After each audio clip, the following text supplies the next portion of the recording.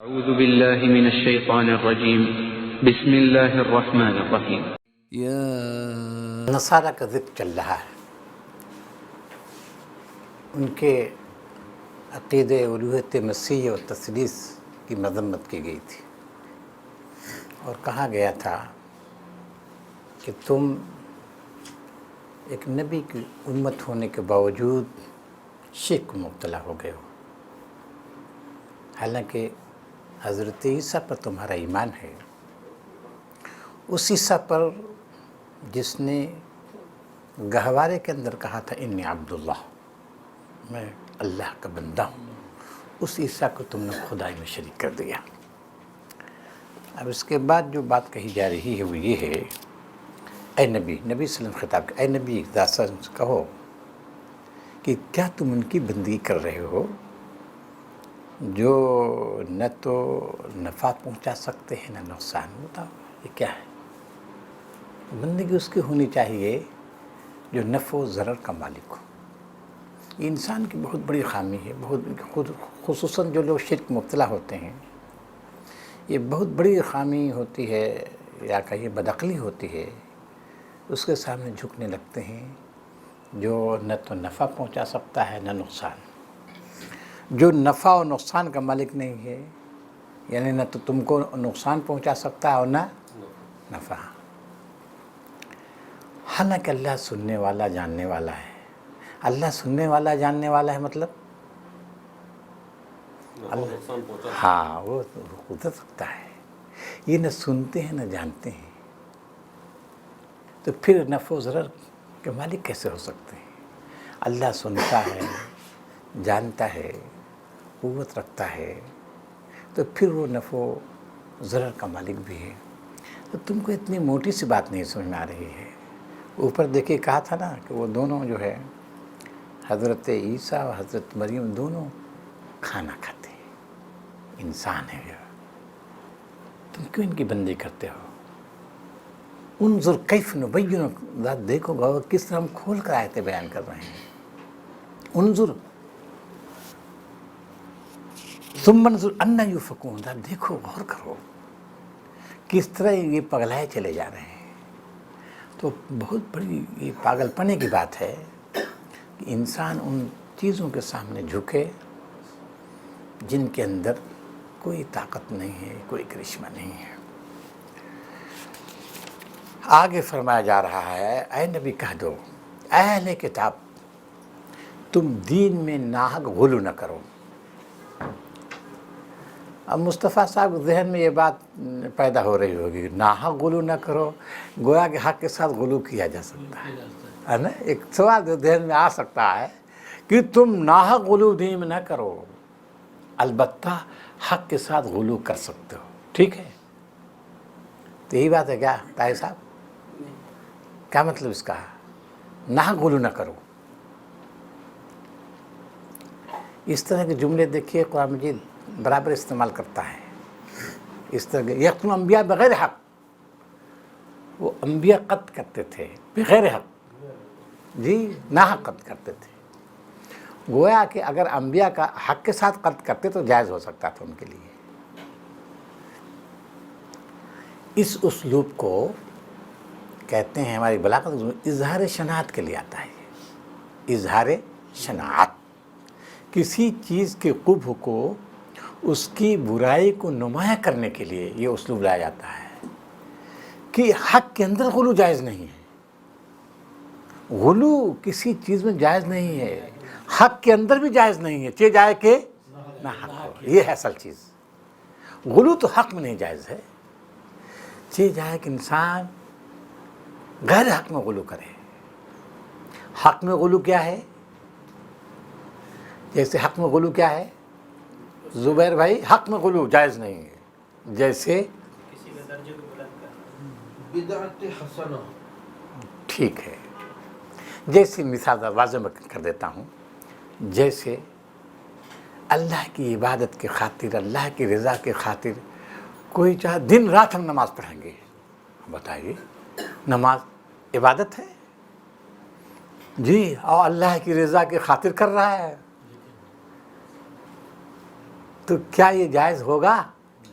بیوی بچوں سب کو چھوڑ کر جو ہے انسان رات میں بات کرنے لگے؟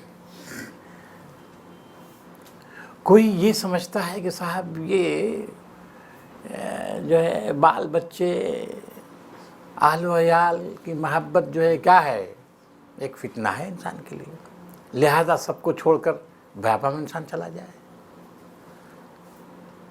سنیاسی بن جائے، جوگی بن جائے، راہب بن جائے، تو یہ سب صحیح ہوگا؟ نہیں، یہ غلو ہے۔ دیکھیے حق کے اندر حالانکہ دنیا چھوڑ رہا ہے اللہ کی رضا کی خاطر۔ رحبانیت حرام ہے، رحبانیت حرام ہے۔ کیوں حرام ہے؟ وہ تو اللہ کی خاطر کر رہا ہے نا بھائی، لیکن اسی وجہ سے حرام ہے کہ دین میں یعنی یہ سمجھیے کہ اللہ کی رضا میں غلو ہے، یہ نہیں ہوا اللہ کی رضا میں کیا کر رہا ہے، یہ غلو ہے۔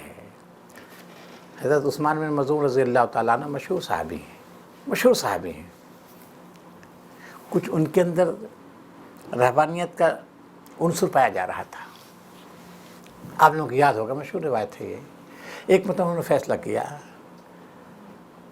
کہ میں خسی ہو جاؤں گا، اور نبی صلی اللہ علیہ وسلم پاس آئے، وہ لوگ تو ایسے تھے نا، فوراً آتے ہیں اور کہتے ہیں اللہ کے رسول انا اريد ان اختصی، میں چاہتا ہوں خسی ہو جاؤں۔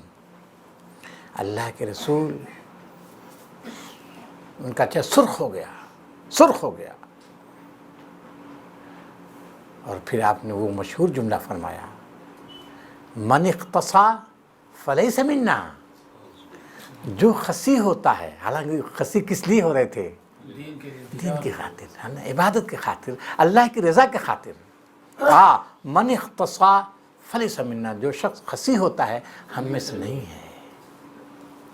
اور پھر وہ آپ کو یاد ہوگا وہ جملہ، النکاح من سنتی فمن رغب عن سنتی فلیس منی، نکاح میری سنت ہے، میرا طریقہ ہے، اور جو میرے طریقے سے روگردان وہ ہم میں سے نہیں ہے۔ تو دین کے اندر غلو، تو لا تغلو فی دینکم غیر الحق، نہ غلو مت کرو۔ تو دین کے اندر اللہ کی رضا کے اندر غلو جائز نہیں ہے، کہ جائے کہ انسان نہ غلو کرے۔ جی ہمیشہ روزے رکھوں گا، منع کیا ہے نا اللہ کا رسول، منع کیا ہے، وہ منع کیا ہے نا، اس میں دیکھیے منع کیا ہے نا اللہ کے رسول نے، فرق نہیں نہیں، ہاں دیکھیں منع کیا ہے۔ یہ بعض صحابہ تھے ان کے اندر کو رحبانی کا جذبہ ہوتا تھا، پیدا ہو جاتا تھا دیکھ کر کہ صاحب دنیا بھائی قرآن مجید نزول ہو رہا تھا، قرآن مجید جس انداز سے دنیا، لیکن اللہ کے رسول نے ہمیشہ ٹوکا ان کو، نہیں تمہارے جسم تم پر حق ہے، جی تمہارے بیوی کو تم پر حق ہے، جی تمہاری فیملی کا تمہاری حق ہے، سب بتایا ہے نا، امت کا بھی حق، ہاں امت کا حق ہے، سب کا حق ہے تم پر، یہ حقوق ادا کرنا ہے، دنیا سے بھاگنا نہیں ہے، راہ فراق اختیار نہیں کرنا ہے۔ لا تغلوا فی دینکم غیر الحق ولا تتبعوا اہواء۔ اب دیکھیے، اب آپ سوچئے ان کا غلو، خود حضرت عیسیٰ اور حضرت مریم دونوں کے لیے کیا ہے؟ دونوں کھانا کھاتے تھے، یعنی کیا تھے؟ کھانا، بشر تھے، بشر تھے نا، مریم بھی بشر ہیں، عیسیٰ بھی بشر ہیں، دونوں بشر ہیں، لیکن ان کا غلو کس حد تک بڑھا؟ ان کی محبت ہے نا، عقیدت محبت اس قدر بڑھی کہ انہوں نے کس مقام پر بیٹھا دیا؟ خدائی کے مقام۔ یہ غلو ہے، یہ غلو ہو گیا۔ اور یہود کو بھی دشمن ان سے، ان کو دیکھیں محبت میں غلو، اور یہود کے اندر جو ہے دشمنی عداوت میں غلو۔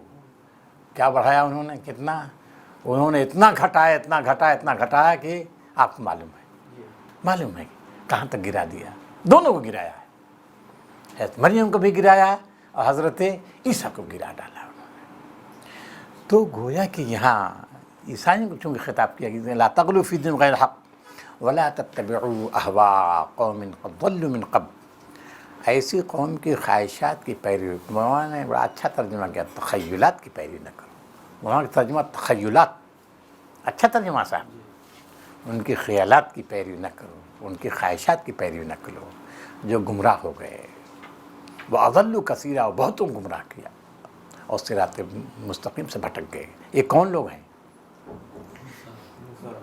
نصارہ سے کہا جا رہا ہے ایسی قوم کی پیروی نہ کرو، ان کی خواہشات کی، ان کے تخیلات کی پیروی نہ کرو، ان کی بدعات و خرافات کی پیروی نہ کرو، جنہوں نے قوم کو گمراہ کر دیا اور خود گمراہ ہو گئے۔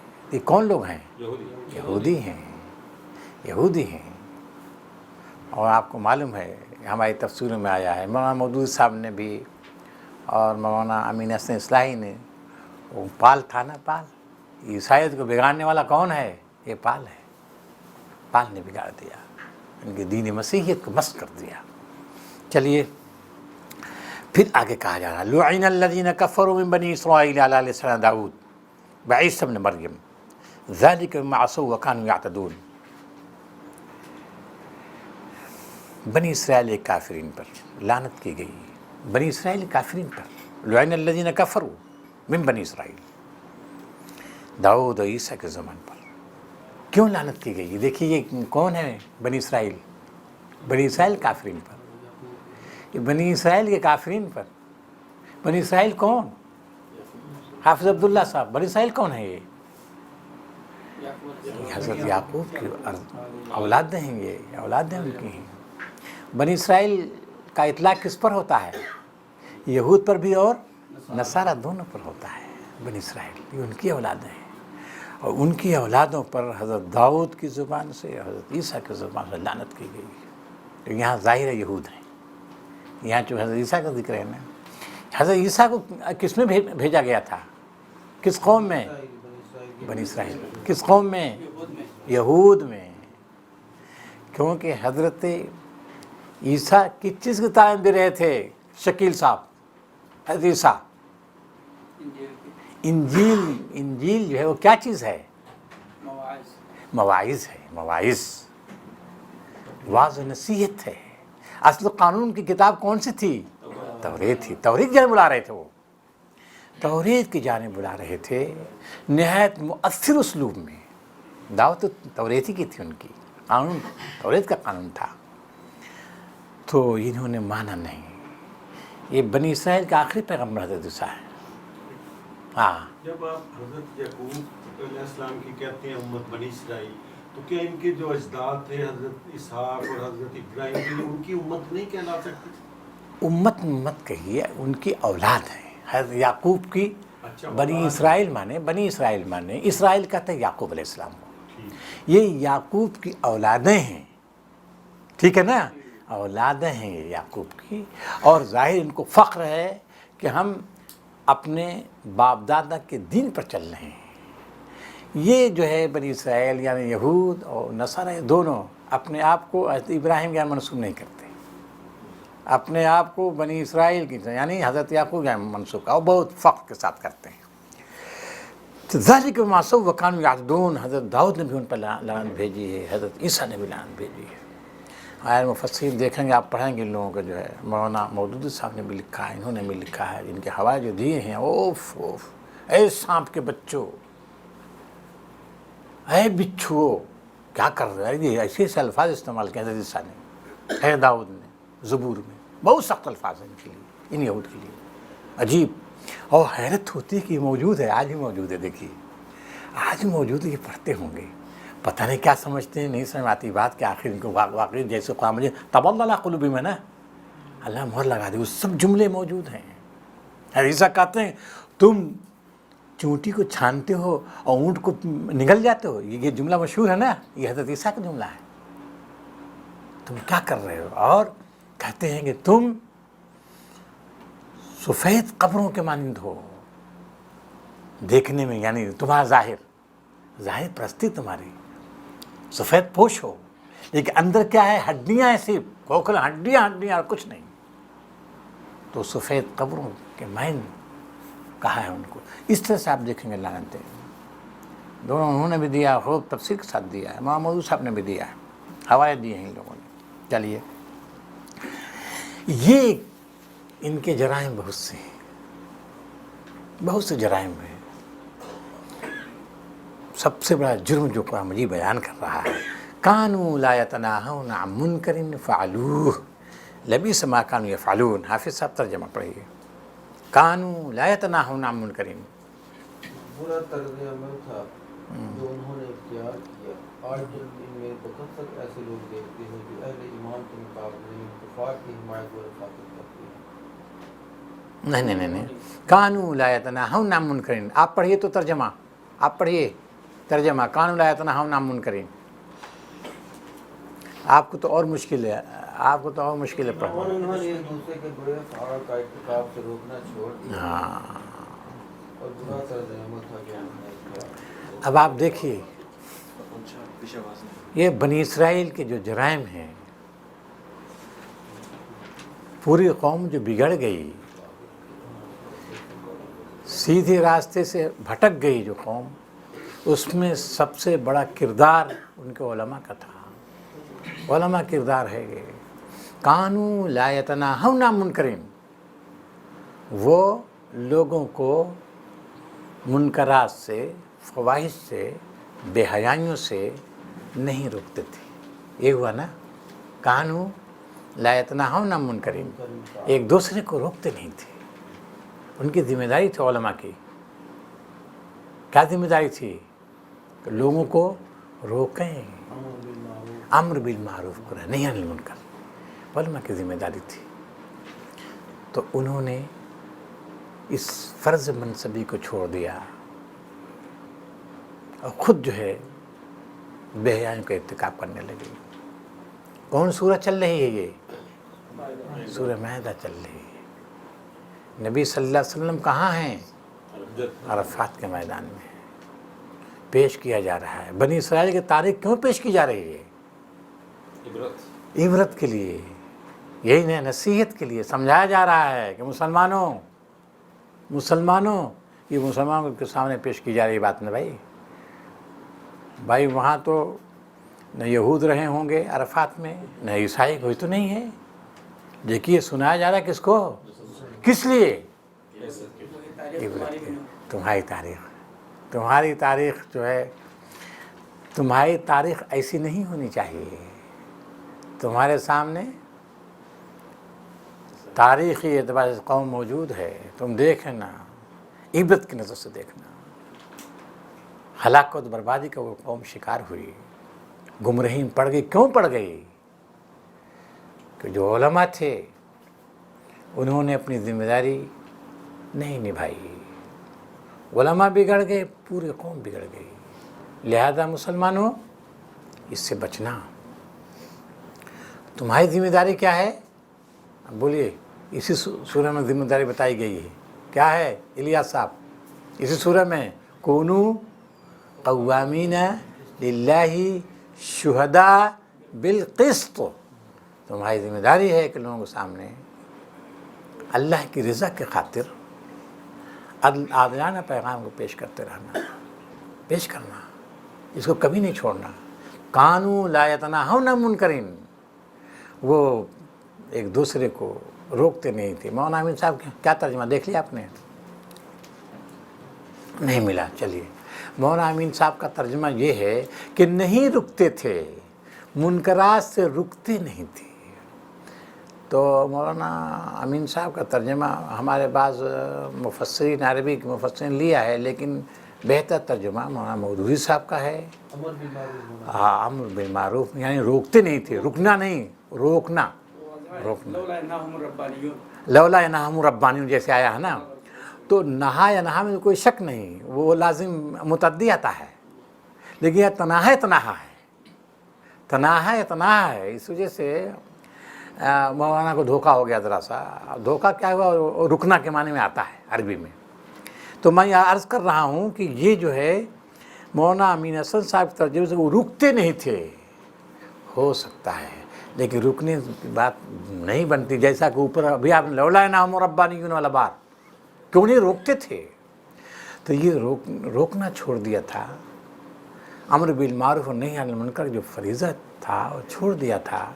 इसकी बुनियाद पर वो गुमराह हो गए और हज़रत ईसा और दाऊद की ज़ुबान में लानत की गई। लबिस मा क़द्दमत लहुम अनफुसुहुम अन सख़ितल्लाहु अलैहिम व फ़िल अज़ाब ख़ालिदून। बदतीन का ये कारनामा था कि अल्लाह ताला उन पर गज़बनाक हुआ اور وہ عذاب میں ہمیشہ رہیں گے۔ آگے حافظ صاحب وَلَوْ كَانُوا، اور اگر فی الواقعہ یہ لوگ اللہ اور پیغمبر اور اس چیز کے ماننے والے ہوتے جو پیغمبر پر نازل ہوئی تھی تو کبھی اہل ایمان کے مقابلہ میں کافروں کو اپنا رفیق نہ بناتے، مگر ان میں سے تو بیشتر لوگ خدا کی اطاعت سے نکل چکے ہیں۔ بس ٹھیک، وَلَوْ كَانُوا يُؤْمِنُونَ بِاللَّهِ، اگر وہ اللہ پہ ایمان رکھتے اور نبی پر ایمان رکھتے۔ نبی سے مراد کون ہے؟ محمد صلی اللہ علیہ وسلم۔ اگر اللہ پہ ایمان رکھتے، اس نبی پہ ایمان رکھتے اور اس کتاب پہ ایمان رکھتے جو اس نبی کی جانب اتاری گئی ہے، تو ان کو دوست نہ بناتے۔ کن کو دوست نہ بناتے ہیں؟ یہود کو؟ کافروں کو جو نون مسلم یہ کس کے سلسلے میں آ رہا ہے؟ وَلَوْ كَانُوا يُؤْمِنُونَ بِاللَّهِ، اگر وہ اللہ پہ ایمان رکھتے، نبی پہ ایمان رکھتے، اس کتاب پر ایمان رکھتے جو نبی پر نازل کی گئی ہے۔ منافقین کا ذکر تو حافظ صاحب نہیں چل رہا ہے نا؟ عیسائیوں کا ہے، ہاں، عیسائیوں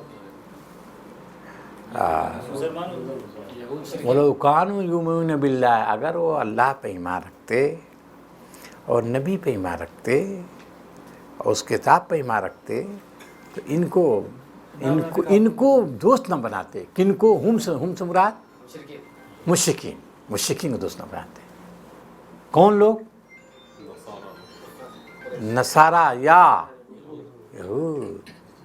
یہود۔ اب رہ گیا مسئلہ نبی سے کون مراد ہے؟ نبی صلی اللہ علیہ وسلم۔ ہمارے یہ جلالین ہیں، انہوں نے محمد صلی اللہ علیہ وسلم لیا ہے، اس میں دو رائے نہیں ہے، اور دوسرے مفسرین بھی نبی صلی اللہ علیہ وسلم لے رہے ہیں۔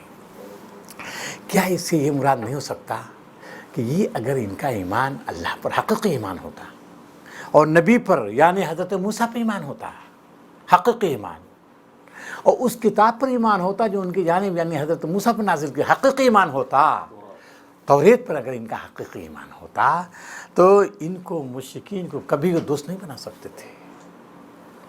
قرآن مجید جگہ جگہ بیان کرتا ہے کہ نبی یہ تمہارا انکار کر رہے ہیں، اس قرآن کا انکار، حقیقت میں تمہارا انکار، یہ حضرت موسیٰ کا بھی انکار کر رہے ہیں۔ یہ نبذوا کتاب اللہ وراء ظہورہم کأنہم لا یعلمون، انہوں نے اللہ کی کتاب سے مراد کیا ہے؟ کتاب اللہ میں توریت، کہ توریت کو انہوں نے پھینک دیا، پیٹھ کے پیچھے پھینک دیا، کأنہم لا گویا وہ جانتے ہی نہیں۔ تو معلوم یہ ہوا قرآن مجید یہاں بتانا چاہتا ہے کہ اگر حقیقی ایمان اللہ پر ہوتا، نبی پر ہوتا، اس کتاب پر ہوتا جو ان کی جانب نازل کی گئی ہے یعنی توریت، تو پھر یہ ہرگز مشرکوں کو دوست نہیں بنا سکتے تھے۔ یہ اشارہ کدھر ہے؟ متخذہم اولیاء، مشرکوں کو دوست نہیں بنا سکتے تھے، مطلب مشرکوں کو دوست بنا لیا انہوں نے، مشرکین مکہ کو۔ اور کیا سمجھتے ہیں یہ مشرکین مکہ کو؟ عبداللہ صاحب، مشرکین مکہ کو کیا سمجھتے تھے؟ یہود کہتے تھے کہ مسلمانوں کے مقابلے میں زیادہ ہدایت یافتہ تو یہ ہیں، کون؟ مشرکین ہوتا ہے۔ یہ ہے حال ان کا، عداوت دشمنی کا حال یہ تھا کہ یہ کہتے تھے یقولون للذین آمنوا اہدا للذین کفروا اہدا من الذین آمنوا، کافرین کے سلسلے میں کہتے تھے کہ یہ تو مسلمان زیادہ ہدایت یافتہ ہیں۔ اگر حقیقی ایمان ہوتا اللہ پر، نبی پر یعنی موسیٰ پر، اور موسیٰ پر جو کتاب یعنی توریت پر ایمان ہوتا تو ہرگز ایسا نہیں کر سکتے تھے۔ سورہ بقرہ میں آپ لوگ پڑھ قل من کان عدوا للہ وملائکتہ وکتبہ ورسلہ، قل من کان عدوا لجبریل فإنہ نزل علی قلبک بإذن اللہ مصدقا لما بین یدیہ وہدی وبشریٰ، من کان عدوا للہ وملائکتہ وکتبہ ورسلہ وجبریل ومیکال فإن اللہ عدو للکافرین۔ گویا کہ اس نبی کا انکار کرنا، اس قرآن کا انکار کرنا، جی سب کا انکار کرنا ہے۔